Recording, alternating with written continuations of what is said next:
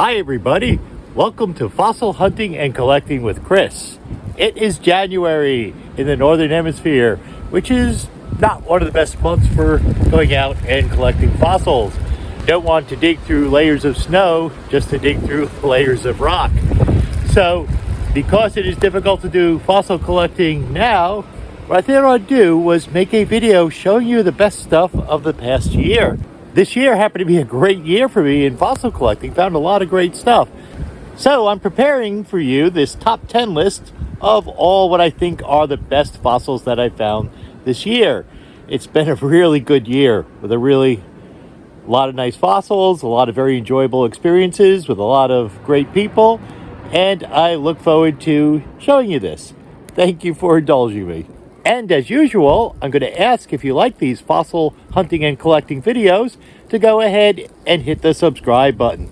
Subscribing doesn't cost anything, it just makes these fossil type videos pop up more frequently in the YouTube feed. Thank you and enjoy!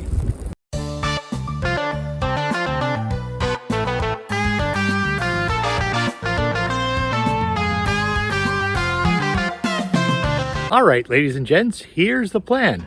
What I'm going to do is show you the top 10 fossils that I've found this year. Starting from the least, but a top 10 fossil, working our way up to what I think is the best fossils that I found in this particular year. And the last couple are amazing. So I hope you stick with it and watch it till the end and see these really awesome fossils and hear just a tiny bit of the story behind them. And I'm also going to ask you to send me a picture of one of your top 10 fossils in the comments with a little bit of the story behind it. Let me know whether or not you'd like me to put it up on the vlog for other people to see, or you'd rather just tell me. Either way, I'm fine. But if you do give me permission, I'll put up some of these really beautiful fossils that you may have found. I hope you enjoy the ones that I found. I hope you find this as exciting as I do. It's just been a really wonderful year here for several different reasons. And I'm very happy to show you the wonderful fortune that I've had fossil collecting this year. So without further ado, let's take a look.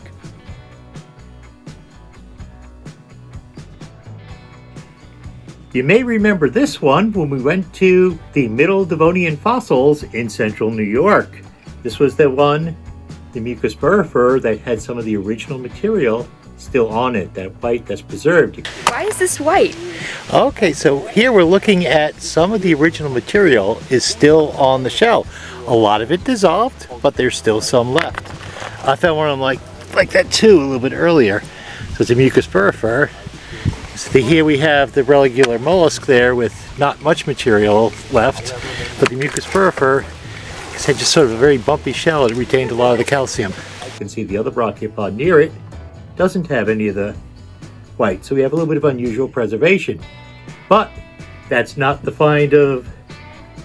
of the finds of the year, nor these other two. I just wanted to show these before I do show you the best one from that site. Found a really nice gastropod. Didn't find it right away. This was in one of the larger rocks that I brought home and broke into pieces later on. I also put some preservative on it because it is a very fragile fossil, so this will help hold it together better. So a nice gastropod here, and a very nice brachiopod. But I didn't come here to show you brachiopods, although some people love them. We kind of do too. What I came here is to show you this. This is actually from the second day of that trip, and on the second day found some pretty good fossils. Found that part of a shrimp, I'd shown that before. Found some nice trilobites, found this really nice trilobite head. And you might remember that a few times during the Fossil Mountain video, I said to people who were collecting on the hill that there may be more of that trilobite inside. Mike has a trilobite head sticking out of the rock. Let's see if it looks like more. It's hard to say. I'd say more than a 50% chance there's more there. Well, usually that's not the case, but I was lucky. In this case, one of mine did. This was just sort of ribs sticking up on the top of a rock, and I dug it out. First I split it open and didn't see anything, but later with a little more digging, I actually saw a head kind of off to the side. It looks to be the same size, looks like the right size for this body. So it looks like this is a molt. The head came off, went a little bit underneath it, and the rest of the body is above it. So this is a pretty good find. I'm going to call this one find number 10 of my top 10.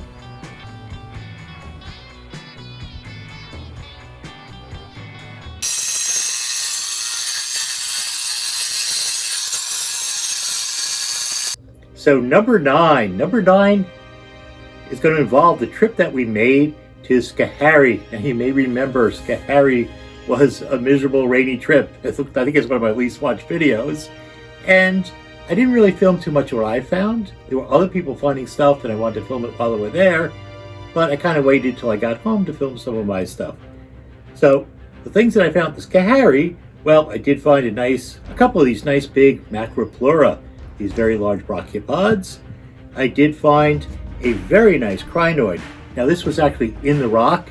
I had to break up the rock, but it was one where we could actually see crinoids coming to the surface.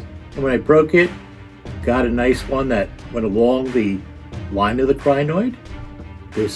They call these sea lilies. They're not actually plants, they're actually animals that have a stalk. It's sort of a feeding mechanism at the end, almost like a hand that filter fed. So here's a nice stem of a crinoid, and I was able to saw that, so you make a nice little standing crinoid stem there. You can also see this is a fairly good cephalopod. I mean, I found better. In fact, I'm going to show you one a little bit later, but found a nice cephalopod. And the fossil that I liked the most from the trip to Schoharie was a lowly brachiopod. You may remember, if you happen to see that one, it is a lingula, and it is a really very well preserved one. But the reason why I was so excited about the lingula is because this is one that doesn't usually preserve. Its shell is made of aragonite, which is different from the calcium carbonate that most shells are made of. And the unusual preservation, plus this is one of the fossils that turns up on the National Science Olympiad fossil list. And very often I've been one of the people who contribute to making the fossil tests for the various Science Olympiad competitions. So now we use real samples. So now I actually have a real sample of a lingula that I can put out instead of giving them a damaged or poor quality one as they're found, if at all. So number 9 is going to be just this lowly brachiopod, but it is a very special one to me, and it will be to my students as well.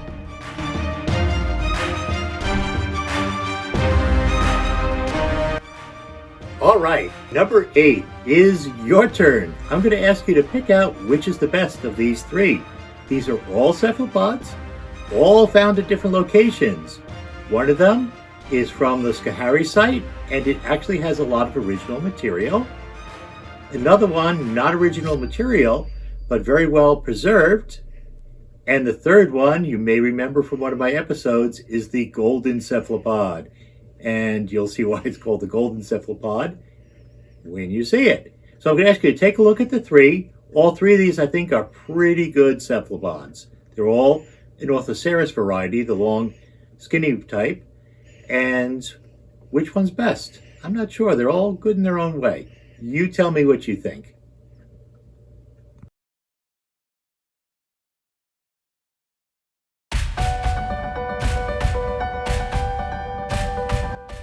So here we are with number 7.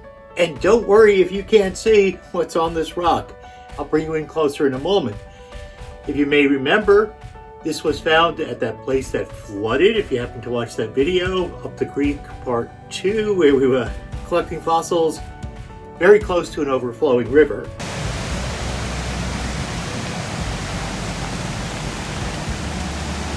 And why is this rock so special? Well, let's take a closer look. So this is why it's so special. It's part of what they call a death assemblage, or in this case, these are only shells and molts. I don't see any full ones. So I wouldn't call this a death assemblage. It's more like an accumulation of the shells of many, many trilobites. So we have some partly complete, but probably molts. Also a few graptolites in the rock. So we have many, many trilobites. The trilobites are on both halves. You actually kind of get a mirror image on the other side. So this mold assemblage has many, many trilobite pieces, many heads, many tails, maybe even some appendages. Something where I got to look closely with at least a magnifying lens, if not a microscope. There are places where some interesting stuff can get dug out further without ruining the rest of it. But this and its matching half make a really nice assemblage of Triarthus trilobite pieces. And not a top 10, but honorable mention for the swarm of graptolites. All these graptolites who are preserved together. Possibly one bunch that was floating on top of the sea and eventually came down to the bottom intact.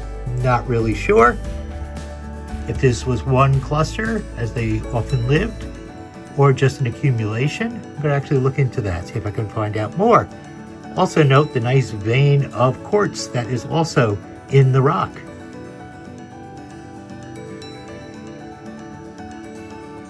And finally, 6 is actually on the flip side. When I turn this over, a piece started to break, started to pry that out, and it turned out to be a pretty close to articulated Triarthus. It looks like there's a chance the head might be in there. This is all fairly recent find, so haven't had a chance to do much work with it. But who knows, the rest of this Triarthus could be underneath there. Only time, patience, and a lot of work will tell us for sure. But I'm going to call this one Find of the Year number 6.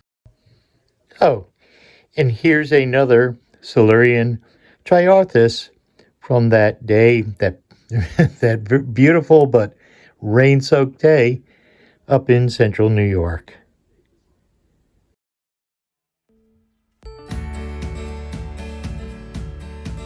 All right, so we are up number 5 now. So the fossils are going to start getting really good. This one, I believe, is the really beautiful Silurian trilobite that I found up near the Erie Canal.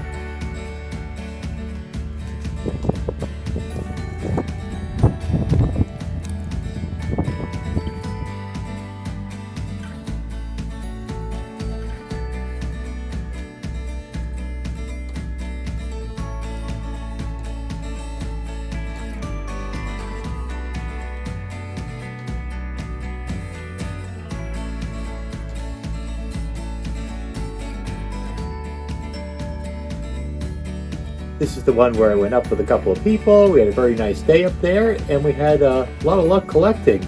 This wasn't the only trilobite that I found that day. Found another. These are both Dalmanites. Both of these, actually all three I think are. So I found these two Dalmanites. These are tops and bottoms.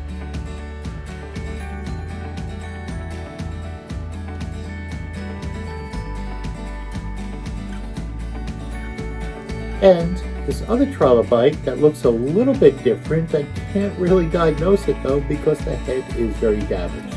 But some very nice trilobites on that day. So I'd say this one over here, this one's the winner. This really beautiful Dalmanites trilobite is number 5 for this year.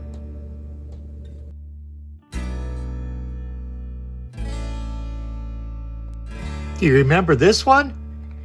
Do you know what we're even looking at? This was from the trip that I went on with my friend Mike, the first of the 2 trips that we did this year, where we found dinosaur footprints. So here is a really beautiful footprint. There is a crack going through it, hasn't broken completely. This one is in my little shop being ready to be prepared. So I'm probably gonna have to put some type of backing on this to make sure it doesn't crack through, then do a little bit of fossil surgery, a little bit of work to make sure that this fossil doesn't break any further. A very nice graulator, which is a mid-sized theropod dinosaur, probably any Brontes, but that's what that print is right there. There's also another partial on this rock as well. Only a partial, the heel part is broken off. There may be traces of more dinosaur activity on this rock. This, I would say, is my number 4 find for the year, this beautiful dinosaur print. But wait, there's more. This is what popped out of that rock when it was discovered. This was sort of the top rock that was the mud that was sinking down into the print before it hardened. So you actually get a reverse dinosaur print on the top of these. If you're careful, you can find some of these. So part of that really good print. I think that's probably going to be my number 4 find of the year. So number 3, the giant trilobite. You may remember this, both top and bottom, found at the creek upstate New York. So of course this is what happens when I don't have my camera. I went back and got it. Found a really incredible isothelus. Just like every other trip this year, the rain is back. So you can actually see it from here. I turned over that rock. Can you imagine what is in the rock? Well, that's only the negative. No, the entire head is under there. The pygidium, part of it's right there and the rest of it's here. Ah. And then all of these are chlorites, and it looks like I can see what, 1, 2, 3, 4, 5, at least 6 of them clearly. I mean, oh, you know what this is here? What is the name for The piece underneath? Yeah, something style? I know what you mean. It's That part right that goes. there. Yeah. It's right there. It looks like a wishbone. Yes. It's right there. It's unbelievable. Yes. And then It is a fabulous. that's the head of another one. So here we are, down to number 3. Number 3 is the giant isothelus they found up in the creek upstate New York. This on a really great day with a bunch of friends. They also found some wonderful stuff as well. Wait, what did you find? Ray. Oh, I found a isothelus Yes, it's a sitting right on top of the ground. But this was just unbelievable. Both halves, it's kind of hard to see. I brought it outside so we can actually see it in the sunlight. But both halves of a 13-inch isothelus, either a gigantus or gigas or maximus, definitely the big one, whatever we call it. What was also quite interesting about this is a molt. We can tell because the bottom part here, this would have been underneath the cephalon or the head part. This is indicates that the creature actually shed its shell and continued to live. So a really big trilobite, probably the biggest, well, definitely the biggest I've ever found. Huge trilobite, isothelus from upstate New York. I brought out a ruler. As you can see from this ruler, it is really big. Now I did mostly work to preserve this at this point. I didn't dig out any of the parts that are not exposed. Obviously this is something that has to be done really, really carefully. But for now, I coated it with some materials that will keep it preserved and keep it in good shape until I can give it the proper preparation that this absolutely beautiful specimen requires.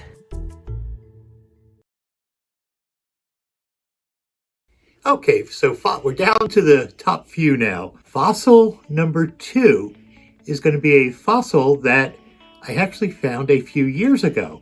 You might say, well, wait a minute, isn't that cheating? Why are you putting that in your top fossils of this year?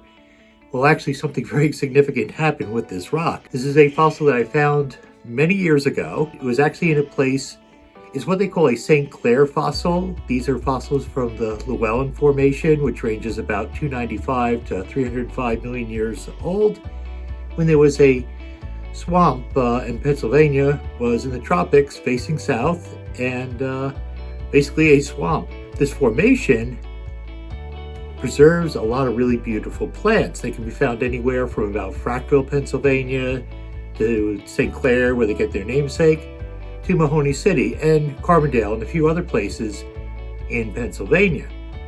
Well, a number of years ago, there was a very nice guy who used to let me collect on his property. Unfortunately, he's passed away.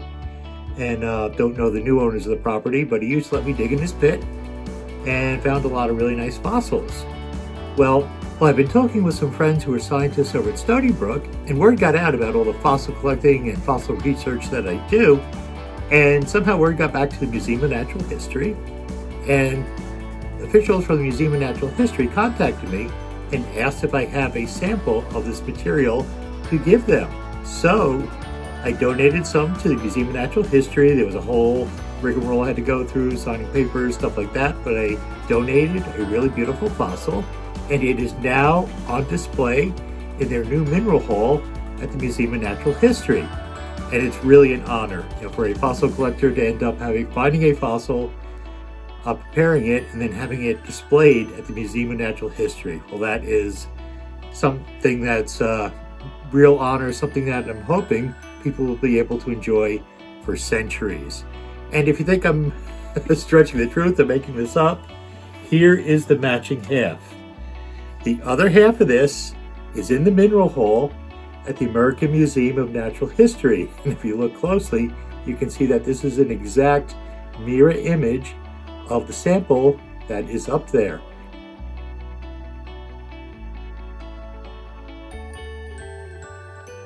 So I'm so proud that one of my fossils has now been given to the public and will be hopefully seen for generations. So that is number 2. What could possibly be number 1? Well, you're about to see.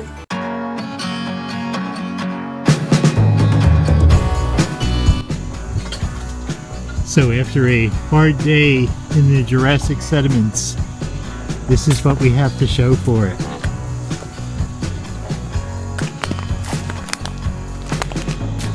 Three spectacular Gibrontes tracks.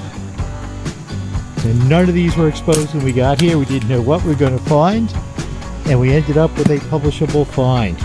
All right, so today is another historic day at the Golden Dinosaur Track Site because we have another Gibrontes, and it could be the start of another trackway.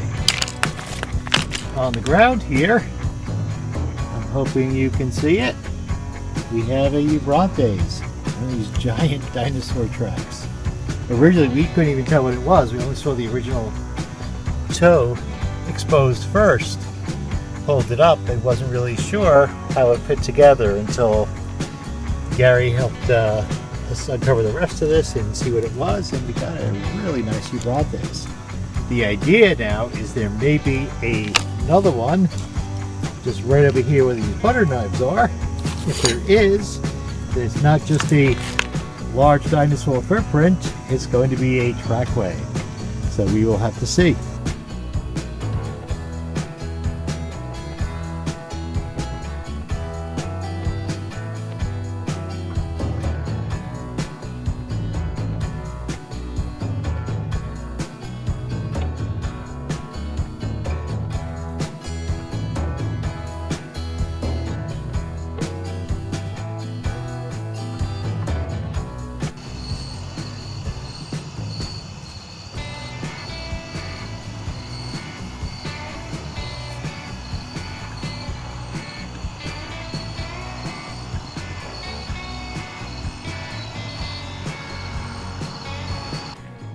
So thank you for watching my video, the top fossils of this past year, 2021.